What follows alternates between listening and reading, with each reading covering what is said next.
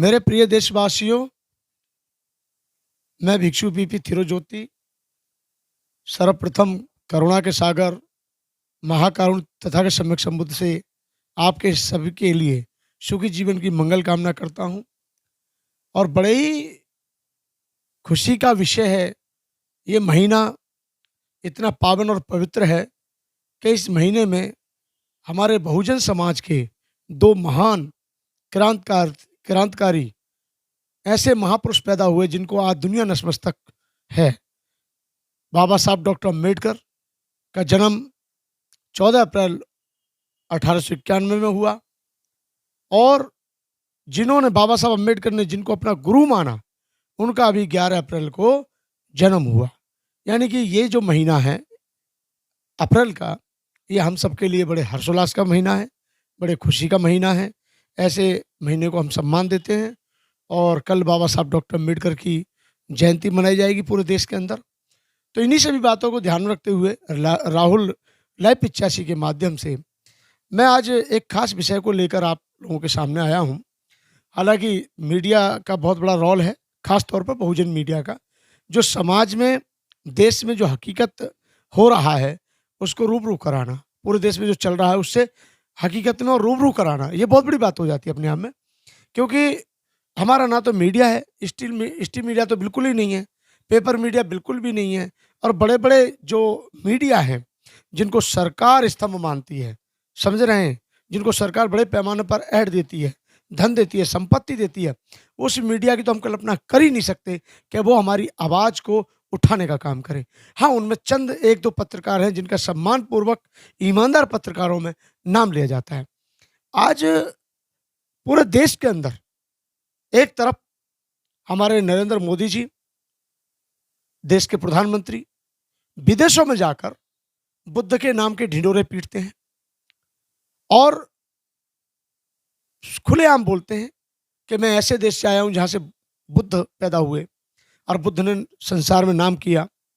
लेकिन अफसोस जब होता है कि जब एक तरफ बौद्ध अनुयायियों पर, बौद्ध भिक्षुओं पर और इनके साथ साथ बौद्ध अनुयायियों पर और बौद्ध भिक्षुओं पर तो अत्याचार होता ही है, परंतु इसके साथ साथ बड़े दुख की बात है कि जो हमारी ऐतिहासिक धरोहर है, जैसे बौद्ध गया, कुशीनगर और सारनाथ का जिक्र तो अभी जल्दी में ही आपने सुना है। सारनाथ में बौद्ध भिक्षुओं को नहीं घुसने दिया जा रहा था। हालांकि बौद्धों की एकता के कारण बौद्धों ने परिचय दिया एकता का और वहाँ संगठित होकर के उन्होंने आंदोलन किया, उन्होंने प्रोटेस्ट किया और सरकार को 2 कदम पीछे हटना पड़ा और फिर पूर्ण रूप से भली भांति पहले की जैसे वहाँ की स्थिति हो गई। यानी बौद्ध लोग जा सकते हैं और बौद्ध स्तूप के दर्शन कर सकते हैं। यही माहौल पूरे देश में है। मैं ये कहना चाह रहा हूँ, जब आप आस्था मानकर राम मंदिर का निर्णय दे सकते हो, तो आज बोध गया पूरी तरह से बौद्धों को सौंपने को क्यों तैयार नहीं है आप?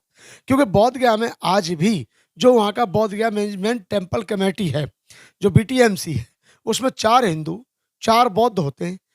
बौद्ध टेम्पल में, बौद्ध ट्रस्ट में और बौद्ध धरोहर में, बौद्ध यानी बुद्ध की धरोहर में, ऐतिहासिक धरोहर में हिंदुओं का क्या काम है? हम ये नहीं कहते कोई हिंदू ना आए, हिंदू आए, पूजा करें, वंदना करें और पुष्प अर्पित करें, आशीर्वाद लें बुद्ध का, उसके लिए स्वागत है। जैसे दरगाहों पर सभी लोग जाते हैं, लेकिन मोमडनों के ट्रस्टों में मोमडन ही होते हैं। गुरुद्वारे में सब जाते हैं, लेकिन सिखों का मैनेजमेंट सिखों के पास होता है, यानी गुरुद्वारों का मैनेजमेंट सिखों के पास होता है। ईसाई यानी चर्च में सभी लोग जाते हैं दर्शन करने के लिए, परंतु वो सारा मैनेजमेंट ईसाइयों के पास होता है। इसी प्रकार से हमारी भी मांग है कि बौद्धों के टेम्पल में हिंदुओं का क्या काम? बौद्धों का पूरी तरह से स्वामित्व बोध गया का बौद्धों को दिया जाना चाहिए। यानी कि मेरा कहने का अभिप्राय यह है कि जो 1949 का एक्ट है, उनमें बिल पारित किया जाए, संशोधन किया जाए। हम उसके 1949 के एक्ट की मांग करते हुए हमने बड़े बड़े आंदोलन किए। सुरेश सिंह भंते जी उसमें साथ रहे।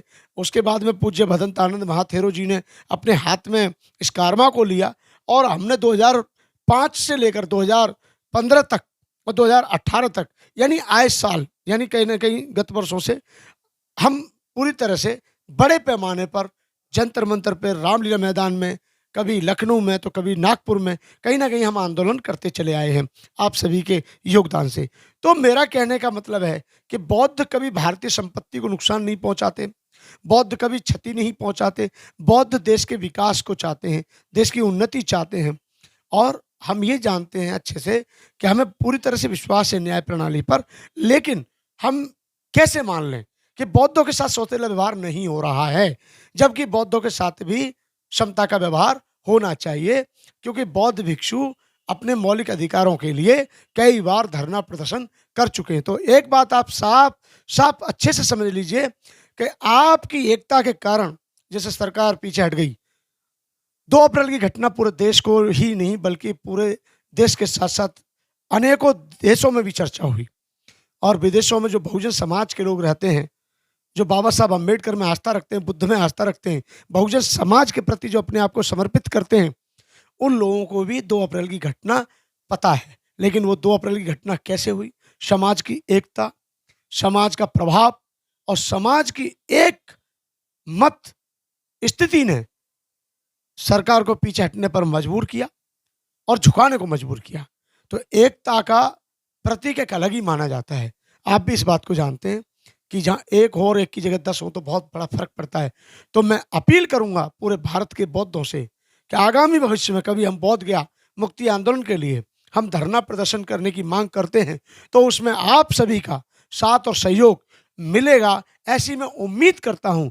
अगर आप सब लोग बुद्ध के नाम पर, बाबा साहब के नाम पर, बहुजन समाज के नाम पर एक नहीं होंगे, तो इस प्रकार का शोषण जारी रहेगा और बौद्ध समुदाय के जितने भी धार्मिक स्थल हैं, बौद्ध यानी जितने भी स्थान हैं, उन सबको तोड़ करके, बदल करके वहाँ पे कोई और मूर्तियाँ बिठा दी जाएँगी, जैसे तिरुपति के मंदिर में बैठी हुई है, बालाजी के मंदिर में बैठी हुई है। सबको पता है कि जब ये धरती चीरी जाती है, जब ये धरती को खोदा जाता है, तो कुछ और नहीं निकलता है बुद्ध के सिवा। तो ये बुद्ध की धरती है और बुद्ध ने यहाँ पर शांति की वर्षा की है, शांति का पैगाम दिया है, और बुद्ध के मार्ग के बिना सबका जीवन अधूरा है। सभी समुदाय के लोग बुद्ध के मार्ग पे चलते हैं तो उनका जीवन सुखी रहता है। तो मैं उम्मीद करता हूँ भारत के सभी बौद्धों से कि वो धम्म के लिए, संघ के लिए और बुद्ध के मार्ग के लिए सदैव समर्पित रहें। आप सभी को बहुत बहुत साधुवाद। और कल 14 अप्रैल आ रही है, तो मैं उससे एक दिन पूर्व में